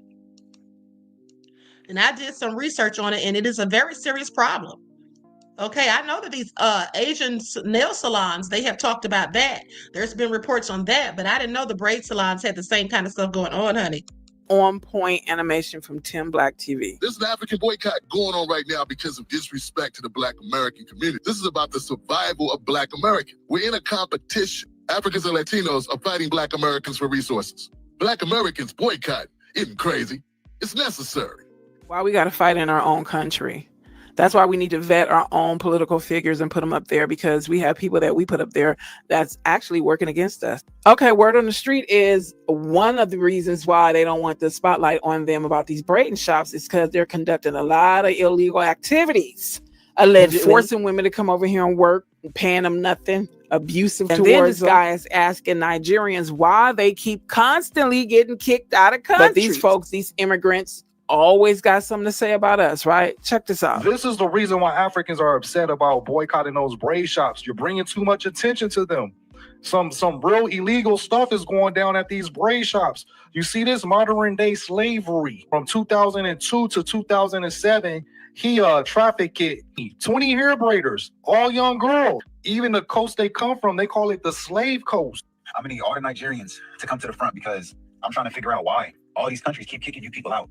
July 9th, America banned you. Y'all can't come here no more. The United Arab Emirates just banned you guys. They banned all Nigerians from the age of 18 to 55. What are y'all doing? Not only that, the people that are 55, you got a 3-month wait list and you got to have 10 racks in your bank. What are y'all doing in these people's countries to where they're kicking y'all out? United Kingdom, y'all can't go over there either. All those other countries love Black Americans. They love Asia, man. But it's a problem right now of Africans going to Asia somewhere, tearing the place up. And the people are saying that they're Black Americans because over there in Asia, they only know us, but it's not us. It's some Africans. So what was the message, class? We are not only going to gatekeep our music and our culture, we're going to hold responsible those who are not gatekeeping. We're going to hold responsible those who are Black Americans and working against us or just don't give a damn. And we're going to also not continue to allow them to come in our communities and be so comfortable and then think they're going to disrespect us. We are sending a loud message to these disrespectful immigrants, and not only the immigrants, America. You have American Hispanics, you have American Asians, you have white races, and you have American Indians, and you have everybody else in between. We're not tolerating this anymore, Black folks, Black Americans. We're not. We are responsible for how we let these people treat us, and we're not doing it anymore. I don't care what y'all allow to come in your community. I don't care how y'all let people treat y'all. I don't care how much you don't want to rock the boat. I believe we've been giving people too many passes, and that includes white racist America. But you also got to realize that it's a time and place for everything. And this time and continuing on is the right time and the right place. Okay, y'all heard what she said, and this is all the truth. Okay, this is all the truth. And like I said, I did some research on this whole thing about them having this trafficking going on, and it's all nefarious. Okay. It says human trafficking in some African braid salons is a serious issue, and it involves the forced labor and exploitation of young women and girls, often from West Africa. These cases are a form of modern-day slavery, operating hidden in plain sight within seemingly normal businesses. Traffickers lure victims with false promises of a better life, education, or well-paying jobs in the United States. Once in the U.S., the situation changes drastically. Okay, they get involved in what they call debt bondage, where the victims are told that they owe large debts for transportation and housing, which they must work off with little to no pay. Okay? With little to no pay. I want you all to pay attention because this is the same kind of stuff that was put in the school books for the curriculum in middle school, I want to say, with McGraw-Hill. They called the slaves basically workers and said that they made agreements to come over here, to work for free because of the trip that they were given, the free trip that they were given or whatever. That's what they said. And this sounds like the same thing. Now, anyway, it goes on to talk about coercion and control. Traffickers confiscate passports and identification documents, restrict movement, and forbid victims from speaking with their families or making friends outside the salon environment. There's abuse. Victims they often endure physical and psychological abuse, including beatings and threats of voodoo curses to ensure compliance. Not voodoo curses, y'all hear it? All nefarious. Extreme hours. Victims are forced to work long hours, often 12 to 16 hours a day, 6 or 7 days a week, and must turn over all earnings, including tips, to their exploiters. This is crazy. Okay.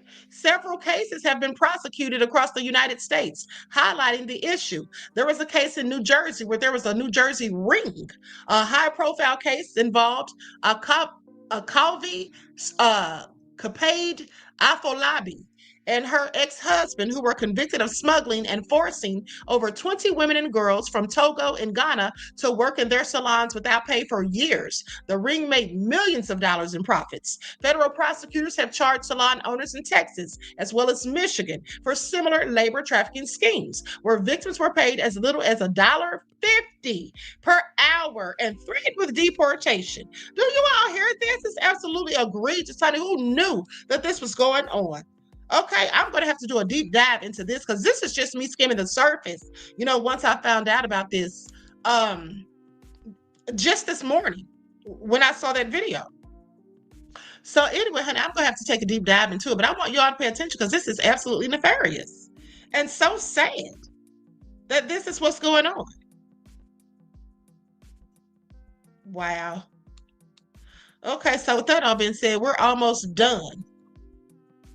We're almost done. Now, I want to show you all the power of white privilege. Okay? I want to show you all the power of white privilege, which some black folk claim that we don't have. Hold on, but before we go to that, let's go to this guy talking about Mama Gifted Hands needs to be deported. Okay, like Reggie said, and she definitely does, in my opinion. She definitely needs to be deported. Her and her comrades. Y'all know about that braid lady in Alabama that held their sister hostage in that braid shop because she was trying to finesse $50 more. So we heard about that story, been talked about. I didn't get a chance to talk about it yet. And we also heard that 3 people got arrested for that. Cool, right? My thing is, I think they should get deported. I ain't gonna lie. I think they should do about 3 years in prison, then get deported back to their homeland. I think they shouldn't have no bond. Thank God they don't have a bond, but I don't think they should ever have a bond. I think they need to be locked up first. First and foremost, they need to go through the United States prison system, right? Because that's going to be the last bit of luxury that they going to have. Because keep in mind, black people, prison in America is better than being homeless in Africa. Let me say that again. Prison in America is better than being homeless in Africa. They're going to have 3 meals a day. They're going to have some commissary and everything. But they're going to be the last bit of luxury they're going to ever see. Now, he sounds crazy. He sounds absolutely nefarious, talking about that's going to be the last bit of luxury that they have. Not the last bit of luxury, honey, and that's coming from prison? Okay, y'all are so crazy. DJ Big Six said, he said a word right there. Y'all are something else. D Major says, well, that's saying a lot. Okay, let's continue. Now I want you all to see this video where this white woman says, this white woman alleges that white nurses kill black moms. Now, I can't substantiate this, but this is what she says.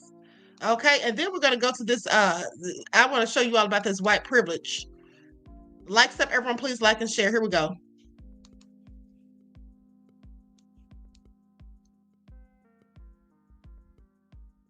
I just want to use this comment for educational purposes. I mean, she's already blocked me, and she was never going to listen to the message anyway.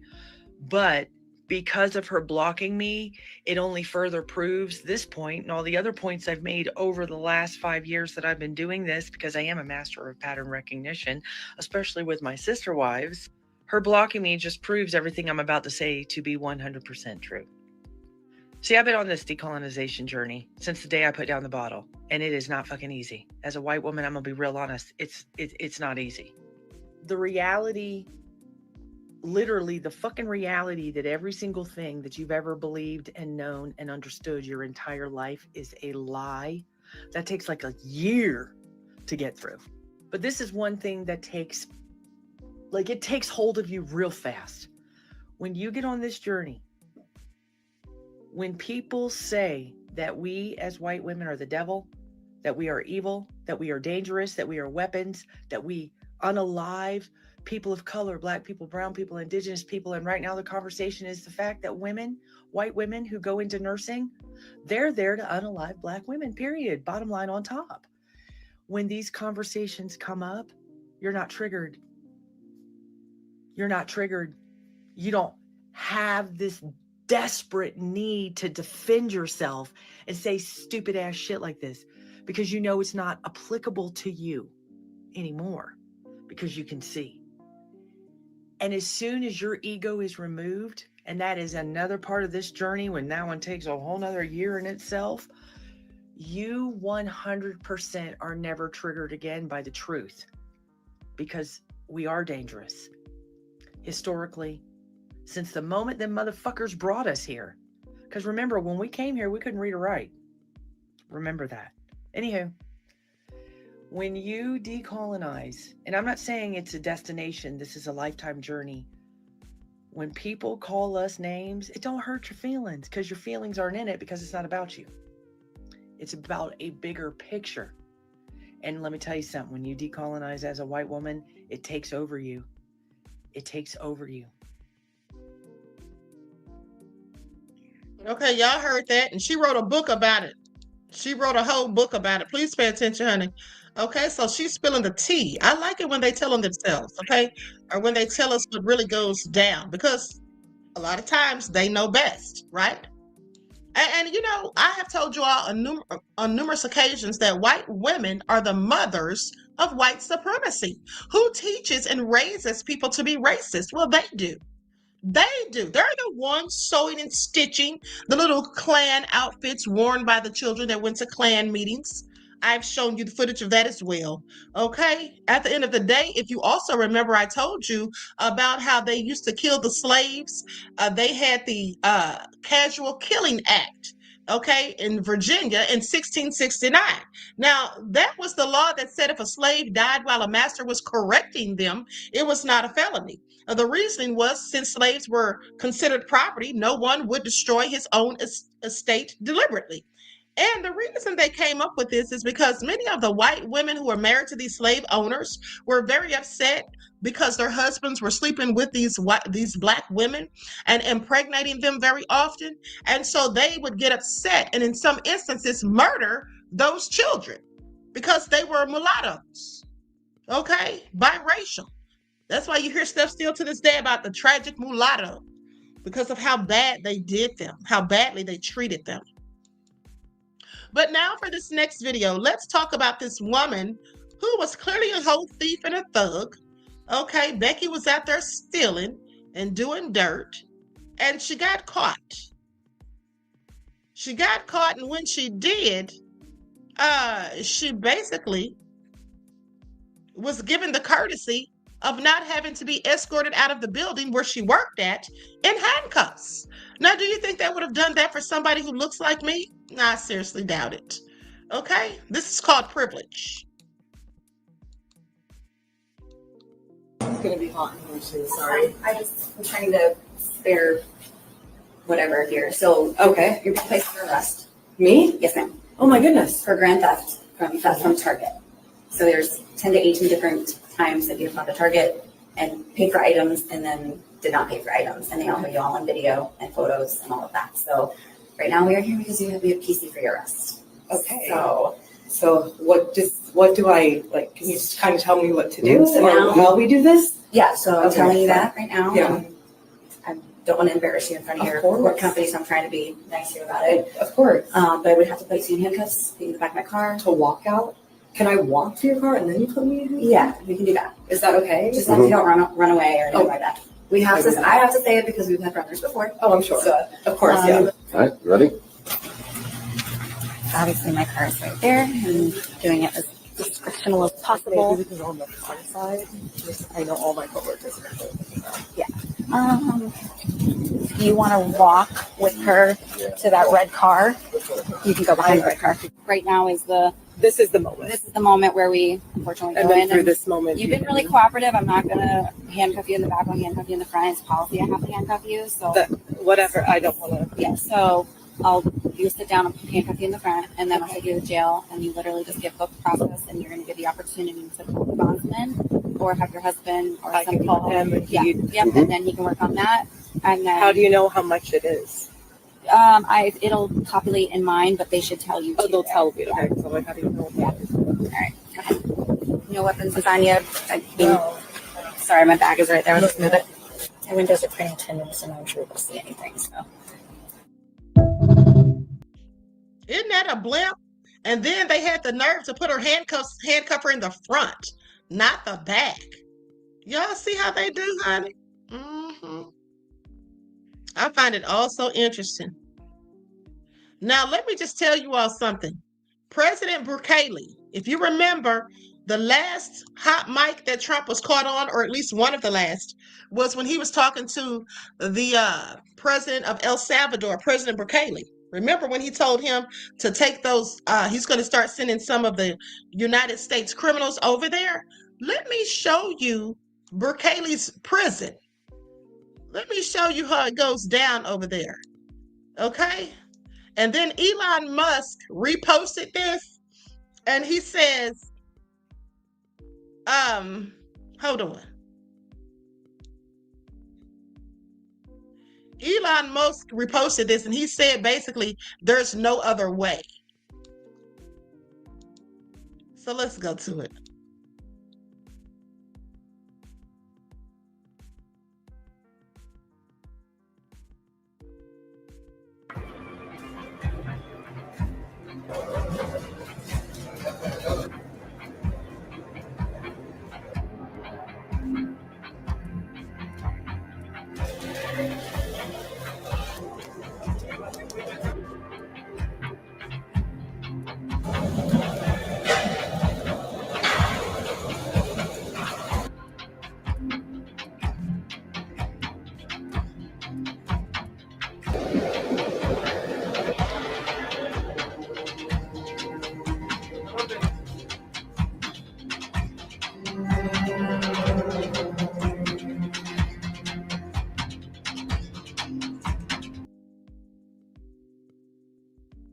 Now, initially, I was like, is this AI generated? This is all real interesting as far as I was concerned. But here's what they say. I'm going to share my screen.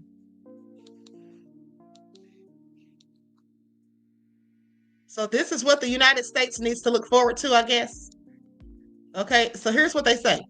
President Nayib Bukele, a leader who refused to bow to the tyranny of criminal elements, in a bold and decisive move, his government initiated a state of emergency that led to the detainment of over 90,000 gang members and collaborators.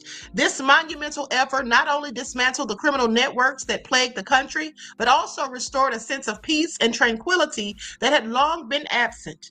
The numbers speak volumes. 5,125 firearms, 11,771 vehicles, 23,725 cell phones, and $1.3 million worth of illegal substances seized during this operation. These are not just statistics, but tangible evidence of the significant impact of President Bukele's unwavering commitment to the security and well-being of the El Salvadorian people. Some may question the methods used, labeling them as abuses of dictatorship. However, we must remember that these measures were necessary to safeguard the innocent and vulnerable from the ruthless actions of criminal gangs. The state of emergency may have generated fear among those who thrived on chaos and lawlessness, but for the majority of law-abiding citizens, it brought a renewed sense of hope and safety. Today, the streets of El Salvador are no longer held captive by the shadows of fear. Young people can walk freely, unburdened by the looming threat of violence and intimidation. The rule of law has triumphed, and impunity is no longer a shield for those who seek to harm others. President Bukele's actions are a testament to the age-old adage that he who spares the wolf sacrifices the sheep. The age-old adage, he who spares the wolf sacrifices the sheep. In choosing to confront the wolves of criminality head on, he has ensured the safety and freedom of the El Salvadorian people. Let us not forget the sacrifices made and the courage displayed in the pursuit of a safer and more secure future for all. President Bukele's leadership serves as a beacon of hope and a reminder that freedom and security are not just ideals, but essential rights that must be protected at all costs. Okay, so y'all heard that, right? Very interesting.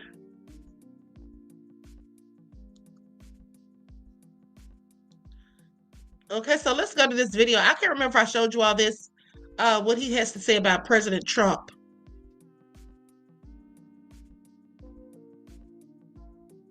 I'm Eric Swalwell, and it's this simple. The next governor of California has two jobs. One, keep the worst president in our history out of our homes. out of our streets and out of our lives. Buying food at the grocery store is getting more expensive. No one will keep Californians safer than I will. No one.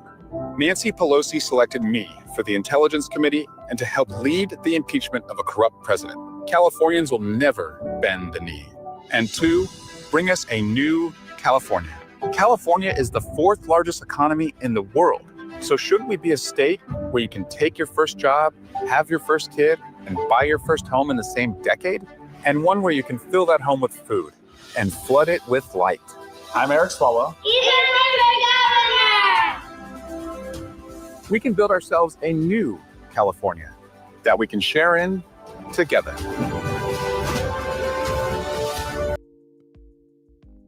Okay, with no help from Trump, mind you. So anyway, with that all being said, Byron said reminiscing on the Roman toga days. Okay, so that's the news for now. I hope you all enjoyed the broadcast. Please like and share. Okay, subscribe to the channel if you haven't done so already. Be sure to click that notification bell and click the word all so you're notified each time the Queen Goddess goes live. Hold on 1 second. Nobody move. I think I forgot something. Didn't I tell you all that I had an interview? Not an interview, but didn't I tell you I had a clip of that woman? Hold on. Of that woman and her kids. Where is it? Okay, anyway, don't worry. I'll find it later. We'll talk about it later. I love you all to life. Each one teach one. That's how we grow and thrive. Do something productive, constructive, but never destructive. And always remember, beloveds, to keep the Most High first in your lives. Till next time, I will talk to you all again soon. Peace.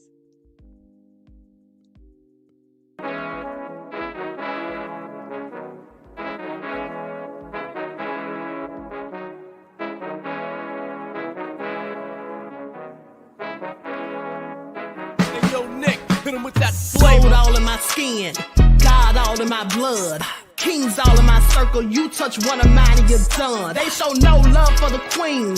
Why you hating on me? Is it cause I'm free and I got Malcolm X in my jeans? I got dreams like King Luther, shed blood like Kunta. You ain't helping my people, I ain't got nothing to say to ya. I want all the smoke like hookah. Talking reparations, America won't be great until they give us compensation. I'm like, I'm the hottest right now. See a bunch of lames out here trying to jock on my style. They be doing too much. I'm the queen, it's too easy. It's like they all at Popeyes, how they be talking so greasy. I just sit back and laugh while these haters get madder. So nefarious how they don't want my pockets with cheddar. I tell them they can do better. These snakes in the grass can leave a bite on your ass, cause y'all be trusting too fast. I got my foot on the gas, other one on they necks. Dropping receipts on haters, you better show some respect. I'm never facing regrets, we only facing the threats. Running through every challenge like a relay, break no sweat. It's a cold game, so I got that blanket with me. Now that my people awaken, ain't no going to sleep. I do not play by my piece, this time I'm playing for keeps. You talking slick, but when I see you like them ends, we gon' meet. And I got gold all in my skin, God all in my blood, kings all in my circle. You touch one of mine and you done. They show no love for the queen. Why they hating on me? Is it cause I'm free and I got Malcolm X in my jeans and I got gold all in my skin, God all in my blood, kings all in my circle. You touch one of mine and you done. They show no love for the queen. Why they hating on me? Is it cause I'm free and I got Malcolm X in my jeans and I got